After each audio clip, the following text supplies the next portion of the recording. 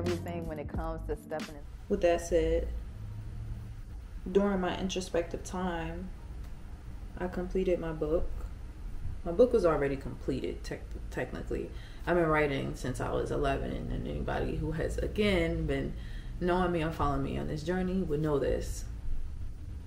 And then anyone who actually follows my specific Poetree page, where I have already released a handful of short films, some spoken word pieces, a couple of series over a handful of years, you know, and then of course those who have known me since like middle school and high school, where I was very adamant about my identity and who I am, my name, and screaming into the heavens and saying all the things that I want to do and create, but really starting with my book, because it's really important. It's a prerequisite of me, and this is part of my shift.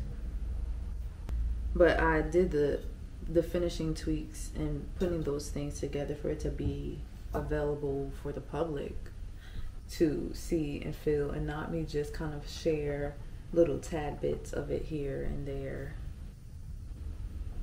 It made writing it, revisiting a lot of the work, because it's over 6 years of work that I included in this first installment.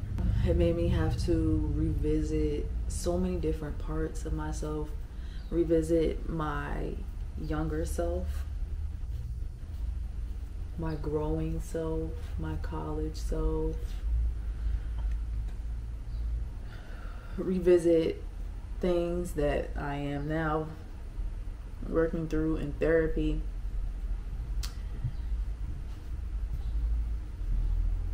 It was very not that easy to do.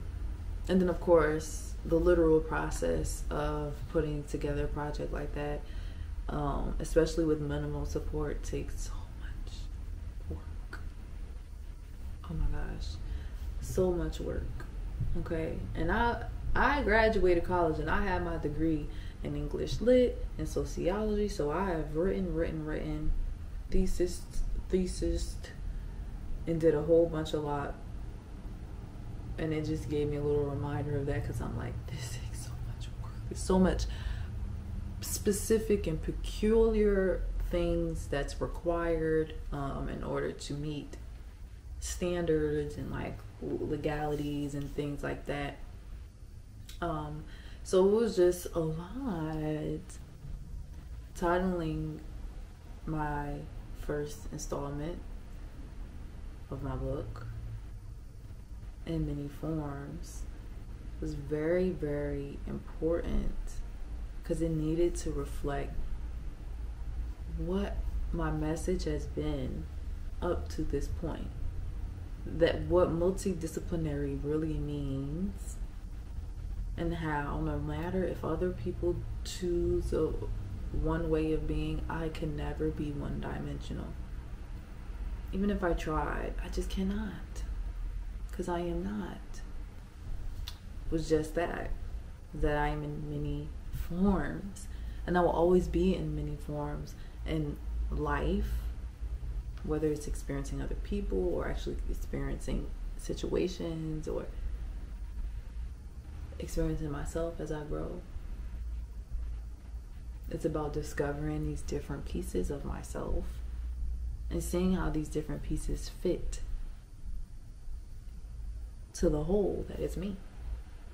About the process, it took a lot of work, and I did choose to do it in privacy, because I've done a bunch of stuff that's not been in private, and I'm gonna write plenty of books and have plenty of other type of projects, as I've explained in many other videos. But this, I really needed silence, and I didn't want or needed pressure to do or behave in any way in order to satisfy entities outside of me. I'm absolutely fine and okay with revisiting the process to explain and show and present. But as it was happening, I needed to feel almost like an experience of meditation. Like, you're not going to come and try to interrupt someone meditating. Meditation is you let them do them in their space, and then they revisit and they come back to you. It was literally a space and time for meditating, because it's very, very important. It's just too important for me to just lightly behave with it. But it's fine, because I'm going to revisit. Okay. With that being said, I also want to say that I have a new YouTube, which is going to be more focused on my art. My art is still here, that you can still see on my page over the years. I'm just going to take those different pieces, going like all the way back to like 2017, 2018, and move them to my new YouTube, so that it can be more easily accessible, and so that it could be a specific folder space for that only. And everything here will be exactly what it is here. Of course, I'll do more talking head, and of course it'll be more focused on my video diaries, but my art specifically will be on this new YouTube channel, and I'll constantly plug it in, but it will be over there. Okay. And that's not to because I don't think that it's honored here or loved here. I just think that it's the same thing about being meditative and more intentional and focused on the shift, and so that people could more easily access and see, and to welcome new people, new eyes, to come into this world, into this journey. Okay, I'm going to put these beads in. These beads are like, I've had them since college, and of course I use them and lose them. I do not throw them away. I have not found these anymore. I found like these designed kind of, I found the new ones. They're like smaller, cute ones, but I never found these again. They're like big, chunky, beautiful, like kind of like indigenous design beads that I'm never gonna let go. I'm so like adamant on making sure I save them. Like when I take my hair out, whenever I use them, I'm like, these go right back in the bag. They do not get thrown away. They do not get lost. They're just too nice. They're my favorite beads, and literally I have not found any like these again. Actually, you could see on my previous video where I did like a rendition of Scissors hairstyle. These are the beads that I had in the front for my bang. So yeah. What else did I want to say? But talking of the different experiences I've had so far being here in Los Angeles, has been very interesting, to say the least.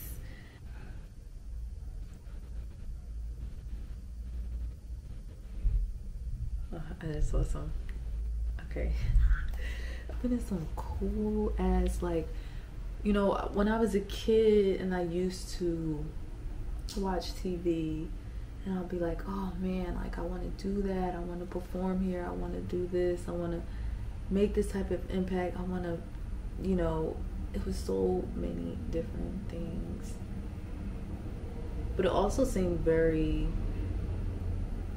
impossible.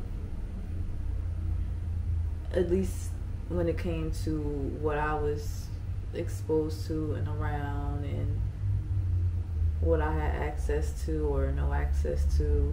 It just didn't seem realistic for what I was seeing on TV to happen to me or in my life. It just didn't seem like it was possible. And so for a long time, I was very empty and discouraged in the process of pursuing my art, because in the back of my head I always knew that like I must be doing this really with empty efforts. Like, this is just a bunch of empty wishes. It's not actually gonna come true. It's unfortunate, but that was the environment that I was around. It wasn't like it was like this is 100% possible for you. Like it was always a reason why these things weren't possible, unfortunately. And So much so that I definitely internalized that and believed it. But I'm happy that a version of myself in college decided to not believe it. So shout out to Lindsay, because he really had a part in that. One of my really good friends who I related to a lot. We related to each other, and we were really supportive of each other when it came to pursuing our life and our dreams, regardless of our circumstances and regardless of not really having a clear path on how to get there. But yeah, shout out to him.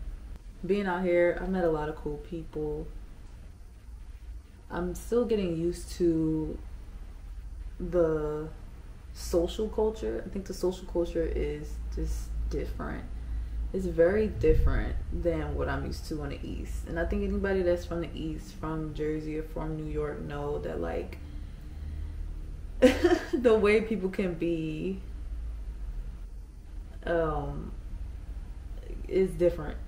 It's very noticeable. You could tell when someone's from the East Coast. And it's not necessarily a bad thing. It's just a very specific thing.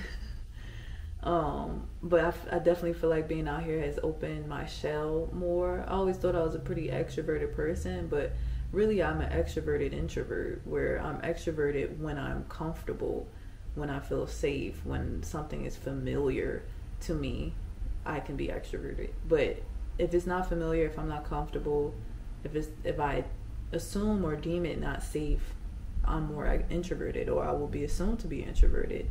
Or maybe people be confused as to whether or not I'm introverted or not. But I'm proud of that duality that I have, because I have the ability to turn on my extrovertedness, but I'm very selective on when and where I turn it on. Being in some cool spaces out here, having fun and meeting new people, absolutely loving the weather, which is like, I think is definitely the number one thing that I love out here. The weather is definitely my thing. It's my shit. Okay, that was Alexa. And I am really excited to continue to meet people and learn and have fun. Of course, it's not all perfect. I feel like I've definitely experienced some weirder things, weirder people, weirder situations, but I think that's like for a more specific video. So maybe I could go into that in more detail in a different video, because I feel like it's just too much. But in a general sense, like, it's definitely a breath of fresh air to be out here and really put my foot down on pursuing the things that I want to do. I'm doing a lot of background, like coaching, directing, and now I work for this production company where I've been in some cool ass rooms and experiencing some cool ass stuff. And the reason why that's super important is because I want to produce my film, because I've made smaller, cooler films for my poetry and spoken word, but I want to make a bigger film, and more specifically a dance film as well, to go with my bigger project that's coming after my book. My book is here already, but like my focus right now is my book, because it's a prerequisite.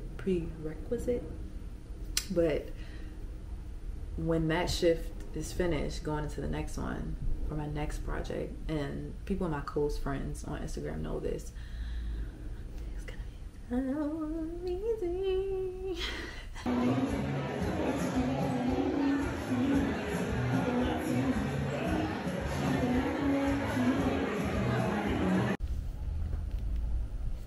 See, I like this. I feel like it's getting somewhere. It's like a big amount of information that's just being spewed out. But I mean, I guess that's what a recap is. But of course, anything that you have more questions about or more inquisitive about, just, ask the question, and I could be, addressed in the next diary, or like with the more specific videos. Like, I'll probably have a more specific video explaining like my experience, fun experiences, but also weird experiences with people in LA, because I feel like that's just realistic, to be honest. You know, LA really isn't what they portray on TV. Like, TV is what it is. It's TV. And then real life is what it is, which is real life. So, yeah. I mean, ultimately, as I move on this journey, you know, and everything that I'm doing and want to do, it's for my future children, for their future, for their children's future. It's ultimately the whole reason why I really want to continue my YouTube and make my second one, because I want them to see a younger version, a growing up version of their mother, but also to encourage them to do whatever it is they want to do, but like have the like spitting proof for them to reference to and look back on. And I mean, hopefully, I feel like YouTube will still be around then, but you know, I really want that to is part of the reason why, right? More specifically for my children, but of course for people outside of me and my lineage, that it could be helpful to do whatever you want to do.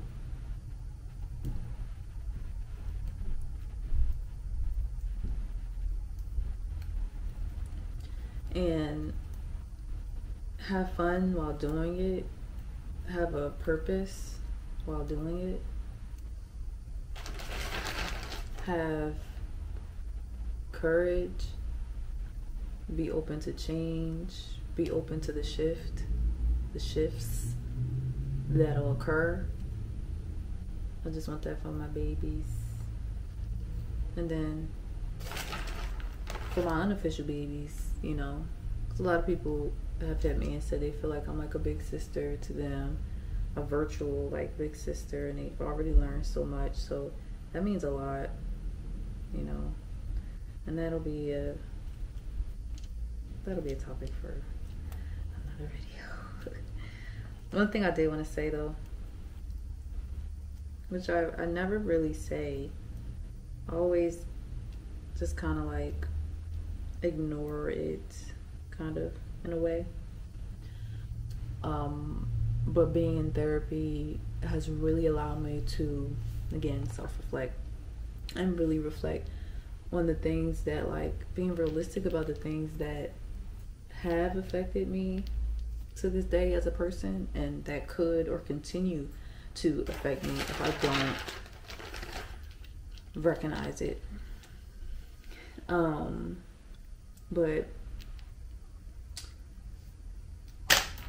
a lot of my youth, and though I've had a lot of experience either in some sort of performance area, whether it was a school, outside of school, within school, paid, sponsored, or that I volunteered for, that like I scholarshiped and worked hard for, outside of that, in the most important spaces to me that I feel like was the most important space, the most important people, or even just people who are peers, really, growing up with, whether it's people I grew up with in middle school, elementary school, high school, college. Whenever I stepped into myself and I stepped into my truth and I did things that made me happy, and it wasn't harming any other people. Not everyone, but too many express their distaste for that, express their unliking for that, and even tried to attempt to make fun of me for it in many different instances. That always came first, rather than encouragement and support. And I have my picked out few people, and they already know who they are, so they know it doesn't refer to them, who saw me for me and loved on me and supported me and me being myself. But it was more of the latter. And I commend my younger self for still pushing through, because now of course it's different. Now I get praise and love and even some copying and replication, which was still happening in my youth too. But I didn't notice how much it affected me and how my trust in others and my openness with others, when I was myself, it wasn't received and accepted. It was denounced. It was judged. It was picked on. And then later on, the same ones who judged and denounced and picked on did the same thing that they judged and denounced and picked on me for doing. It ultimately affected my psyche because it didn't make sense to me that people would be so judging and so unsupportive and so unloving of a person minding their business, doing the things that made them happy. But that was whether with my hair, my style, my clothes, my art, performing. I was always doing something as a kid, like, you know, always minding my business. But it always bothered people. It shook up the demons of people, maybe who were inspired by it, who wanted to do it, who wanted to do a version of it or whatever. And maybe they just didn't have the courage or the support either. And he projected that pain and he projected that distaste onto me, when really it was a distaste within themselves because they wanted to do the same thing or maybe something similar. And ultimately, it created a space, or lack thereof, where it could have been a conjoining community space. We could have been doing things together. But instead, you would much rather push me down or attempt to, rather than join with me. And visiting that and how that really affected me into my adulthood, because this was such a reoccurring thing. Like, this is stuff that happened to me on a constant through middle school, through high school, through college, and even leaving college and going into, you know, my world, my life. It was just such a constant all the time. It became very discouraging to let people in, to want to connect with people, to want to, and I mean more on a personal level. It was easy for me to connect with people on a professional level, you know, when it came to business relationships or doing things business-wise or otherwise. It was easy doing that. But when it came to personal, I always felt like you won't really truly love or see me because I have so much proof. I have so much proof of people not loving and seeing me, even when I was my most natural self. Because if people weren't loving and seeing me when I was in my most natural self, it was always a judgment or a finger pointing or a distaste, then I'm not going to feel safe to be myself in a more personal way, right? I focus and lean more in a professional way. And so I'm definitely working on that, but it is affecting me. But I say this to say that I know that I'm not alone in experiencing that. It's people who have a light. There are many people on this plane who have a light. Sometimes it just blinds the fuck out of people who are in the dark. And that doesn't mean that people who are in the dark cannot be in the light. They can, if they choose to be in the light. It was natural, and I chose it every day to be in the light, even as a kid, before I was even consciously aware of that. But that's all that was. Imagine you are in the dark and someone's headlights is blinding and coming right through the windshield. Like, of course you're blinded by the light. All you want to do is hurry up and get it out your sight so that you can continue with ease. Continue on in the dark. I'm happy I have that clarity now, and I grieve and I hold my younger self for the pain that she experienced on a consistent basis through those different experiences. But I'm just proud that I recognize now. So if you are experiencing something like that, or you have experienced something like that, you are just light, baby. And you are welcome here.